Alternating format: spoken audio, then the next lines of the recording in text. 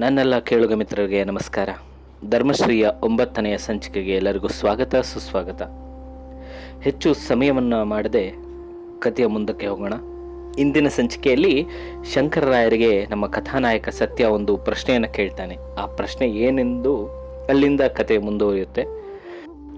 ಮೊನ್ನೆ ತಾನೇ ರಾಜ ರಾಮ ಮೋಹನ ರಾಯರ ಜೀವನ ಚರಿತ್ರೆಯನ್ನು ಓದಿದೆ. ಅವರೇಕೆ ವಿಗ್ರಹಾರಾಧನೆಯನ್ನು ಖಂಡಿಸಿದ್ದಾರೆ ಎಂದು ಸತ್ಯನು ಪ್ರಶ್ನೆ ಕೇಳಿದ. ಯಾರೋ ಒಬ್ಬರು ಒಂದು ದೃಷ್ಟಿಯಿಂದ ಒಂದು ಪದ್ಧತಿಯನ್ನು ಖಂಡಿಸಿದರೆ ನಾವು ಇಡೀ ಪದ್ಧತಿಯನ್ನೇ ದೋಷಿತವೆಂದು ತಿರಸ್ಕರಿಸಬೇಕಾಗಿಲ್ಲ. ರಾಜ ಮೋಹನರದು ಉಪನಿಷದಿನ ಆದರ್ಶ. ಮೂರ್ತಿ ಪೂಜೆ ಆ ಕಾಲಕ್ಕೆ ಇನ್ನೂ ರೂಢಿಯಲ್ಲಿ ಬಂದಿರಲಿಲ್ಲ. ಅದು ತುಸು ಅನಂತರ ಬೆಳೆದ ಪದ್ಧತಿ. ಇತಿಹಾಸದ ವಿಕಾಸದಲ್ಲಿ ಧರ್ಮ, ದೇವತಾರ್ಚನೆ, ಆರಾಧನೆ ಮೊದಲಾದ ಪ್ರಕಾರಗಳು ಅನೇಕ ರೀತಿಯಲ್ಲಿ ರೂಪಾಂತರಗೊಂಡಿದೆ. ರಾಮ ಮೋಹನರು ಹೇಳುವುದು ನಡುವಣ ಇತಿಹಾಸವನ್ನು ಕಿತ್ತೊಗೆದು ಪ್ರಾಚೀನ ಪದ್ಧತಿಗೆ ಹೋಗಿ ಎಂದು. ಜ್ಞಾನದ ಮತ್ತು ತರ್ಕದ ದೃಷ್ಟಿಯಿಂದ ಅವರ ಅಭಿಪ್ರಾಯ ಒಪ್ಪಬೇಕಾದದ್ದೇ. ಆದರೆ ಬ್ರಹ್ಮ ಸಮಾಜ ಶುದ್ಧ ಜಿಜ್ಞಾಸು ಬುದ್ಧಿಯುಳ್ಳ ಕೆಲವೇ ಜನರಿಗೆ ಇಡಿಸಿತೇ ವಿನಃ ಸಾಮಾನ್ಯ ಜನರಿಗೆ ಸೇರುವುದಿಲ್ಲ. ಆದುದರಿಂದಲೇ ಬ್ರಹ್ಮ ಸಮಾಜದ ಬೆಳವಣಿಗೆ ನಿಂತು ಹೋಯಿತು. ಅದು ನಿಂತು ಹೋದರೆ ಹೋಗಲಿ, ಜ್ಞಾನದ ದೃಷ್ಟಿಯಿಂದ ಅವರ ತತ್ವ ಸರಿ ಅಂತ ನೀವು ಒಪ್ತೀರಾ ಅಲ್ವೇ? ಸತ್ಯ, ಅದು ಜ್ಞಾನಿ ಹೇಳುವ ಮಾತು. ಜ್ಞಾನಿ ಹೇಳುವುದಾದರೂ ವಿಗ್ರಹಾರಾಧನೆ ತಪ್ಪು ಎಂದಲ್ಲ. ವಿಗ್ರಹದ ರೂಪ ಆಕಾರಗಳಿಗೆ ಸರ್ವವ್ಯಾಪ್ತಿ ಸರ್ವಶಕ್ತ ಭಗವಂತನನ್ನು ಸೀಮಿತಗೊಳಿಸಬೇಡಿ ಎಂದು. ನಿರಾಕಾರ ತತ್ವವನ್ನೇ ಎತ್ತಿ ಹಿಡಿದ ಆಚಾರ್ಯ ಶಂಕರರು ಶಾರದಾ ದೇವಿಯ ವಿಗ್ರಹವನ್ನು ಯಾಕೆ ಸ್ಥಾಪಿಸಿದರು? ಸಾಮಾನ್ಯ ಜನರಾದ ನಮಗಾಗಿ. ನಾವು ಶಂಕರರಂತೆ ಆದ ಮೇಲೆ ನಮಗೆ ಆ ವಿಗ್ರಹ ಬೇಕಿಲ್ಲ. ಇಷ್ಟು ಹೇಳಿದ ಮೇಲೆ ನಾನು ಸುಮ್ಮನಾದೆ. ಶಂಕರರಾಯರು ಮುಂದುವರಿಸಿದರು. ಅಲ್ಲದೆ ಇನ್ನೊಂದು ವಿಷಯವನ್ನು ನಾವು ಗಮನಿಸಬೇಕು. ಎಲ್ಲಿ ಮೂರ್ತಿ ಪೂಜೆಗೆ ಅವಕಾಶವಿಲ್ಲವೋ ಅಲ್ಲಿ ವಿಗ್ರಹಗಳನ್ನು ಮಾಡುವ ಕಲೆ ಪುಷ್ಟವಾಗಿ ಬೆಳೆಯುವುದಿಲ್ಲ. ಭಾರತದ ಕಲೆಯ ಇತಿಹಾಸವನ್ನು ನೋಡಿ ಸಗುಣ ಕಲ್ಪನೆ ಇಲ್ಲದೆ ಕೇವಲ ನಿರ್ಗುಣ ಭಾವವೇ ಪ್ರಚಲಿತವಿದ್ದರೆ ಯಾವ ದೇವಾಲಯದ ಯಾವ ಸುಂದರ ಮೂರ್ತಿಯೂ ನಿರ್ಮಾಣ ಆಗುತ್ತಿರಲಿಲ್ಲ. ಧರ್ಮ ಬರಿಯ ಬೌದ್ಧಿಕ ತೃಪ್ತಿ ಕೊಡುತ್ತಿದ್ದರೆ ಸಾಲದು. ಬುದ್ಧಿಯೇ ಬಾಳಿನ ಪರಮಶಕ್ತಿಯಲ್ಲ.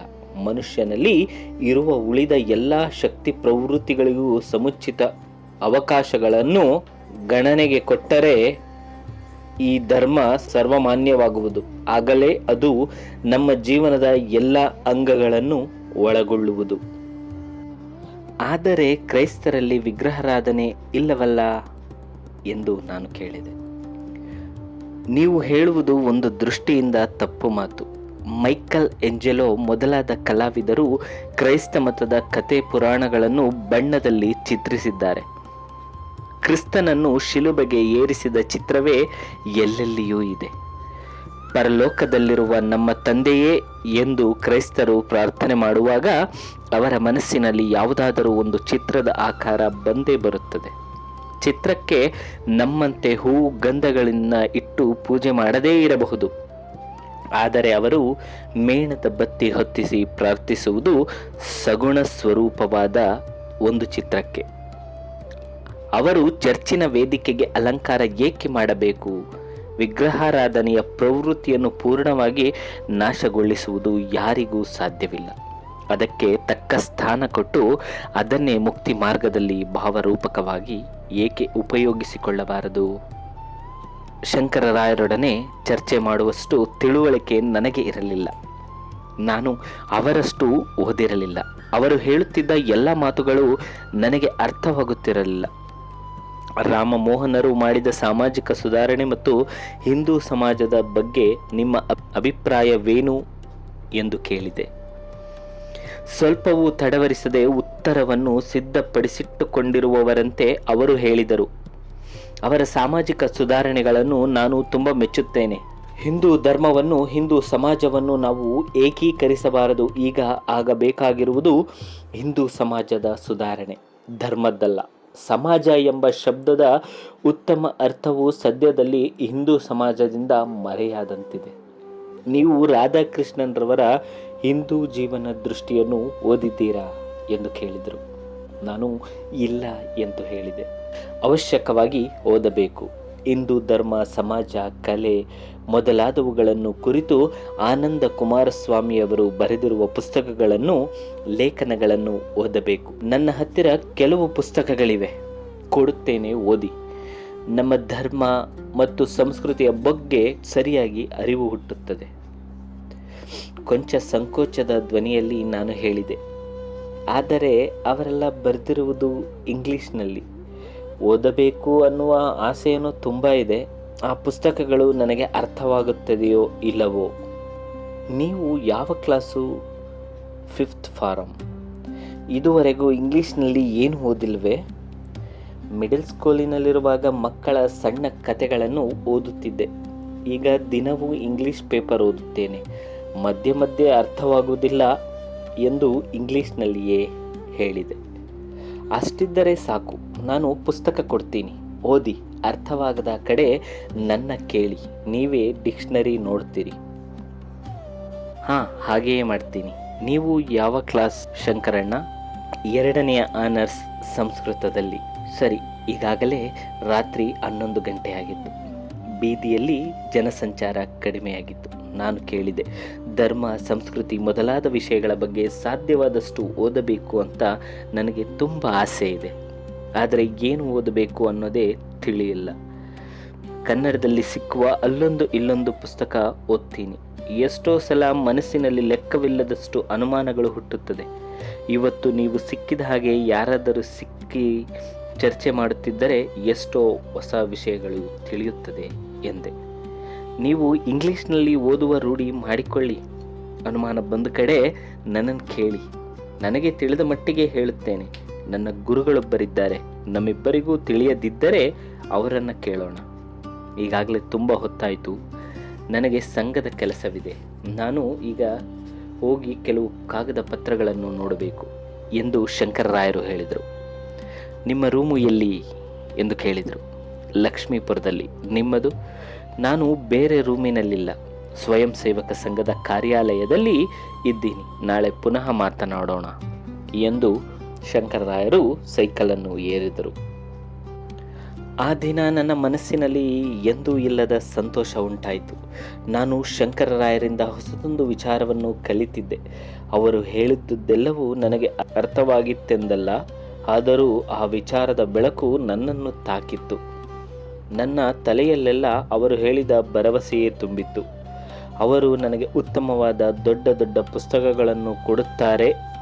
ನಾನು ಅದನ್ನೆಲ್ಲ ಓದಿ ತಿಳಿದುದನ್ನೆಲ್ಲ ಚರ್ಚಿಸಿ ಹೆಚ್ಚು ವಿಷಯಗಳನ್ನು ತಿಳಿದು, ಓಹ್ ಎಷ್ಟು ಸಂತಸ, ಇದನ್ನೆಲ್ಲ ನೆನೆಸಿಕೊಂಡರೆ ಇಷ್ಟು ಖುಷಿಯಾಗ್ತಿದೆ ಎಂದು ಹಿಗ್ಗಿನಿಂದ ಖುಷಿಪಟ್ಟೆ. ಆ ಕಲ್ಪನೆಯ ಮಾತ್ರದಿಂದಲೇ ನಾನು ತುಂಬ ಹಿಗ್ಗಿದ್ದೆ. ಕೊಠಡಿಗೆ ಬರುವ ವೇಳೆಗೆ ನಂಜು ನನ್ನನ್ನು ಕಾಯುತ್ತಿದ್ದ. ಎಂದು ತಡವಾಗಿ ಕೊಠಡಿಗೆ ಹೋಗದ ನಾನು ಇಷ್ಟು ವೇಳೆ ಮೀರಿ ಬಂದ ಕಾರಣವನ್ನು ಕೇಳಿದ. ನಾನು ಶಂಕರರಾಯರ ವಿಷಯವನ್ನೆಲ್ಲ ಹೇಳಿದೆ. ಅವ್ರ ಜೊತೆ ಹೆಚ್ಚಾಗಿ ಸೇರಬೇಡ ಎಂದು ನನಗೆ ತಾಕೀತು ಮಾಡಿದ. ಯಾಕೆ ಎಂದು ನಾನು ಕೇಳಿದೆ. ಅವರು RSS ಅವರು, ಹಾಗೆ ತಮ್ಮ ಅಭಿಪ್ರಾಯಕ್ಕೆ ಎಳೆದುಕೊಳ್ಳೋಕೆ ಹಾಗೆ ಮಾತಾಡ್ತಾರೆ. ಅವರ ಜೊತೆ ಸೇರಿದರೆ ನಮಗೂ ಅವರ ಅಭಿಪ್ರಾಯವೇ ಬರುತ್ತೆ. ಬಂದರೆ ಬರಲಿ ಬಿಡು, ಅದರಲ್ಲೇನು ತಪ್ಪು ಎಂದು ನಾನು ಕೇಳಿದೆ. ನನ್ನ ಪ್ರಶ್ನೆಗೆ ಉತ್ತರ ಹೇಳಲು ನಂಜುವಿಗೆ ತಿಳಿಯಲಿಲ್ಲ. RSSನವರು ಅಂದರೆ ಸರ್ಕಾರಕ್ಕೆ ಆಗೋಲ್ಲ, ಯಾಕೆ ಸುಮ್ಮನೆ ಅವರ ಜೊತೆ ಸೇರಬೇಕು ಎಂದ ಅವನು. ಅವನ ಮಾತು ಕೇಳಿ ನನಗೆ ನಗು ಬಂತು. ಅವರ ಸಂಘವನ್ನು ಕಂಡರೆ ಸರ್ಕಾರಕ್ಕೆ ಆಗುವುದಿಲ್ಲ ಎನ್ನುವ ಕಾರಣಕ್ಕಾಗಿ ಅವರ ಅಭಿಪ್ರಾಯವೂ ಸಾಧುವಾದುದಾದರೂ ನಾವು ಒಪ್ಪಬಾರದೆ? ಅಭಿಪ್ರಾಯವನ್ನು ಒಪ್ಪುವುದು ಅಥವಾ ಬಿಡುವುದು ಕೊನೆಗೆ ನಮಗೆ ಸೇರಿದ್ದುದೇ. ಅಲ್ಲದೆ ನಮ್ಮ ಧರ್ಮ, ಸಂಸ್ಕೃತಿ ಮೊದಲಾದ ವಿಷಯಗಳಲ್ಲಿ ನನ್ನ ಅಭ್ಯಾಸಕ್ಕೆ ಮಾರ್ಗದರ್ಶನ ಮಾಡುವವರು ಶಂಕರರಾಯರನ್ನು ಬಿಟ್ಟರೆ ನನ್ನ ಪರಿಚಯಸ್ಥರಲ್ಲಿ, ನನ್ನ ಉಪಾಧ್ಯಾಯರುಗಳಲ್ಲಿಯೂ ಯಾರೂ ಇರಲಿಲ್ಲ. ಅವರಷ್ಟು ಆತ್ಮೀಯತೆಯಿಂದ ಮನಸ್ಸಿಟ್ಟು ವಿಷಯವನ್ನು ಯಾರೂ ವಿವೇಚಿಸಿ ಹೇಳುತ್ತಿರಲಿಲ್ಲ. ನಾನು ಕೇಳದೆಯೇ ಅವರೇ ಮುಂದೆ ಬಂದು ನನಗೆ ಪುಸ್ತಕಗಳನ್ನು ಕೊಡುತ್ತಿದ್ದೇನೆಂದು ಹೇಳಿದ್ದಾರೆ. ಅವರು ನನ್ನಂತೆಯೇ ಒಬ್ಬ ವಿದ್ಯಾರ್ಥಿ. ಆದರೆ ನಂಜುವಿನ ಆಕ್ಷೇಪಣೆಯ ಮೂಲದಲ್ಲಿದ್ದು ನನ್ನ ಮೇಲಣ ಪ್ರೀತಿ ಮಾತ್ರ. ಅವನ ಸ್ವಭಾವ ಒಂದು ರೀತಿಯಾಗಿತ್ತು. ನಾನು ಓದುವುದನ್ನು ಅವನು ಪ್ರೋತ್ಸಾಹಿಸುತ್ತಿದ್ದ. ಆದರೆ ಅವನು ಮಾತ್ರ ಪರೀಕ್ಷೆಯದ್ದನ್ನು ಬಿಟ್ಟು ಬೇರೆ ಯಾವ ಪುಸ್ತಕವನ್ನು ಓದುತ್ತಿರಲಿಲ್ಲ. ಎಲ್ಲರೂ ಓದೋಕ್ಕೆ ಶುರು ಮಾಡಿಬಿಟ್ರೆ ಲೈಬ್ರರಿಯಲ್ಲಿರುವ ಪುಸ್ತಕಗಳಾದರೂ ಹೇಗೆ ಸಾಕಾಗುತ್ತೆ ಎನ್ನುತ್ತಿದ್ದ. ಅವನಿಗೆ ಆಗಲೇ ಉಪನಯನವಾಗಿತ್ತು. ತಂದೆ ಸಂಪ್ರದಾಯ ಮನೋಭಾವದ ಇಂದಿನ ಪೀಳಿಗೆಗೆ ಸೇರಿದ ಮನುಷ್ಯರು. ತಂದೆಯ ಮಡಿ ಮನೋಭಾವ ಮಗನಲ್ಲಿಯೂ ಬಂದಿತ್ತು. ಒಮ್ಮೆ ಶಾಲೆಯಲ್ಲಿ ಗಣಪತಿ ಹಬ್ಬ ಆಚರಿಸಿದ್ದರು. ದೇವರ ಪ್ರಸಾದವೆಂದು ಮಾಡಿದ ಮೊಸರನ್ನವನ್ನು ಬೇರೆ ಜಾತಿಯ ಹುಡುಗರು ಎಲ್ಲರಿಗೂ ಕೊಡುತ್ತಿದ್ದರು. ನಂಜು ಅದನ್ನು ಕೈಗೆ ಹಾಕಿಸಿಕೊಂಡನೇ ವಿನಃ ತಿನ್ನಲಿಲ್ಲ. ಅವನು ಪ್ರತಿದಿನ ಬೆಳಗ್ಗೆ ಎದ್ದು ತಲೆಗೆ ತಣ್ಣೀರಿನ ಸ್ನಾನ ಮಾಡುತ್ತಿದ್ದ. ಹಣೆಗೆ ವಿಭೂತಿ ಇಟ್ಟು ರೇಷ್ಮೆಯ ಮುಕುಟ ಧರಿಸಿ ಸಂಧ್ಯಾ ವಂದನೆ ಮಾಡುತ್ತಿದ್ದ. ಪರೀಕ್ಷೆಯ ದಿನವೂ 108ಕ್ಕೆ ಕಡಿಮೆ ಇಲ್ಲದೆ ಗಾಯತ್ರಿ ಮಂತ್ರವನ್ನು ಪಠಿಸುತ್ತಿದ್ದ. ನಮ್ಮ ಧಾರ್ಮಿಕ ಆಚಾರಗಳ ಬಗೆಗೆ ಅವನಿಗಿರುವ ಶ್ರದ್ಧೆಯನ್ನು ನೋಡಿದರೆ ನನಗೆ ಸಂತೋಷವಾಗುತ್ತಿತ್ತು. ಆದರೆ ಎಷ್ಟೋ ವಿಷಯದಲ್ಲಿ ಅವನ ಅಭಿಪ್ರಾಯಗಳು ತೀರಾ ಅವಿಚಾರಕವಾಗಿದ್ದವು. ಧರ್ಮ ಮತ್ತು ಮಡಿವಂತಿಕೆಗಳನ್ನು ಏಕೀಕರಿಸುವ ಮಟ್ಟಿಗೆ ಅವನ ಅಭಿಪ್ರಾಯವು ಹೋಗುತ್ತಿತ್ತು. ಆ ವಿಷಯವನ್ನು ನನ್ನಂತೆ ಬಿಚ್ಚು ಮಾತಿನಲ್ಲಿ ಚರ್ಚಿಸುವುದಕ್ಕೂ ಒಪ್ಪುತ್ತಿರಲಿಲ್ಲ. ಹಿರಿಯರು ಮಾಡಿದ ಪವಿತ್ರ ವಿಷಯಗಳನ್ನು ಟೀಕಿಸಲು ನಮಗೆ ಯಾವ ಅಧಿಕಾರವಿದೆ? ಆ ವಿಷಯಗಳ ಬಗ್ಗೆ ಹಾಗೆಲ್ಲ ಮಾತನಾಡಬಾರದು ಎಂದು ಮಾತನ್ನು ತಳ್ಳಿ ಹಾಕುತ್ತಿದ್ದ. ನಮ್ಮಿಬ್ಬರ ನಡುವೆ ಇದ್ದ ಅಭಿಪ್ರಾಯ ಭೇದವು ನಮ್ಮ ವಿಶ್ವಾಸದ ನಡುವೆ ಎಂದೂ ಬರುತ್ತಿರಲಿಲ್ಲ. ಒಬ್ಬರ ಅಭಿಪ್ರಾಯವನ್ನು ಮತ್ತೊಬ್ಬರ ಮೇಲೆ ಏರಲು ನಮ್ಮಲ್ಲಿ ಯಾರೂ ಎಂದೂ ಪ್ರಯತ್ನಿಸುತ್ತಿರಲಿಲ್ಲ. ಮೈಸೂರಿಗೆ ಬಂದ 4 ತಿಂಗಳಲ್ಲಿ ನನ್ನ ಹೆಸರು ಶಾಲೆಯಲ್ಲೆಲ್ಲ ಪ್ರಸಿದ್ಧವಾಯಿತು. ಶಾರದಾ ವಿಲಾಸ ಹೈಸ್ಕೂಲ್ ಪ್ರತಿ ವರ್ಷವೂ ಅಂತರ ಪ್ರೌಢಶಾಲೆಯ ಚರ್ಚಾ ಸ್ಪರ್ಧೆ ನಡೆಸುತ್ತದೆ. ನಾನು ಸೇರಿದ 3 ತಿಂಗಳಲ್ಲಿ ನಮ್ಮ ಶಾಲೆಯಿಂದ ಪ್ರತಿನಿಧಿಗಳನ್ನು ಆಯುವ ಚರ್ಚಾಕೂಟದಲ್ಲಿ ಸ್ಪರ್ಧಿಸಿದೆ. ಆಯ್ಕೆಯಾದೆ. ಅಂತರ ಶಾಲಾ ಸ್ಪರ್ಧೆಯಲ್ಲಿ ಇಟ್ಟಿದ್ದ ಚರ್ಚೆಯ ವಿಷಯ ವಿಶ್ವ ಶಾಂತಿಗೆ ವಿಜ್ಞಾನಕ್ಕಿಂತಲೂ ಧರ್ಮ ಹೆಚ್ಚು ಅಗತ್ಯ ಎಂದು. ಆ ವೇಳೆಗಾಗಲೇ ನನಗೆ ಶಂಕರರಾಯರ ಪರಿಚಯವಾಗಿತ್ತು. ಅವರಿಂದ ವಿಷಯ ಹೇಳಿಸಿಕೊಂಡು ಉತ್ತಮವಾಗಿ ಮಾತನಾಡಿದೆ. ನನಗೆ ವೈಯಕ್ತಿಕವಾಗಿ ಪ್ರಥಮ ಬಹುಮಾನ ದೊರೆತದ್ದಲ್ಲದೆ ನಮ್ಮ ಸಂಸ್ಥೆಯ ಬಹುಮಾನವು ನಮ್ಮ ಶಾಲೆಗೆ ದೊರೆಯಿತು. ಆಗಿನಿಂದ ಯಾವ ಚರ್ಚಾ ಸ್ಪರ್ಧೆಗೂ ಪ್ರತಿನಿಧಿಗಳನ್ನು ಕಳುಹಿಸಬೇಕಾದರೂ ನನ್ನನ್ನೇ ಸೇರಿಸುತ್ತಿದ್ದರು. ಸಾಮಾನ್ಯವಾಗಿ ನಾನು ಹೋದೆಡೆಗಳಲ್ಲೆಲ್ಲ ವೈಯಕ್ತಿಕ ಬಹುಮಾನವನ್ನು, ಸಂಸ್ಥಾ ಬಹುಮಾನವನ್ನು ತರುತ್ತಿದ್ದೆ. ಪರಿಣಾಮವಾಗಿ ಒಮ್ಮೆಯೂ ಮುಖ್ಯೋಪಾಧ್ಯಾಯರನ್ನು ಕೇಳದೆ ಅವರು ನನಗೆ ಉಚಿತ ವಿದ್ಯಾರ್ಥಿ ವೇತನ ಕೊಡಿಸಿದರು. ಮೈಸೂರಿನಲ್ಲಿ ನನಗೆ ಎಲ್ಲ ಸೌಕರ್ಯಗಳು ದೊರೆತವು. ನನ್ನ ಬುದ್ಧಿಶಕ್ತಿಯ ಬೆಳವಣಿಗೆಗೆ ಹದವಾದ ವಾತಾವರಣ ಸಿಕ್ಕಿತು. ತಕ್ಕ ಪ್ರೋತ್ಸಾಹ ದೊರೆಯುತ್ತಿತ್ತು. ಆತ್ಮೀಯ ಮಿತ್ರ ನಂಜುವಿನೊಡನೆ ವಾಸಿಸುತ್ತಿದ್ದೆ. ಸ್ವಾಮಿ ಮೇಷ್ಟರಿಗೆ ಎಲ್ಲ ವಿಷಯವನ್ನು ತಿಳಿಸಿ ಅವರನ್ನು ಕೇಳದೆ ನಾನು ಚೆಲುವರಾಯ ಪಟ್ಟಣದಿಂದ ಮೈಸೂರಿಗೆ ಬಂದದ್ದಕ್ಕಾಗಿ ಕ್ಷಮೆ ಕೋರಿ ಕಾಗದವನ್ನು ಬರೆದೆ. ನನ್ನ ಈಗಿನ ಸ್ಥಿತಿಗತಿಗಳ ಬಗ್ಗೆ ತಮ್ಮ ಸಂತೋಷ ವ್ಯಕ್ತಪಡಿಸಿ ಅವರು ನನಗಾಗಿ ಒಂದು ಉತ್ತರವನ್ನು ಬರೆದರು.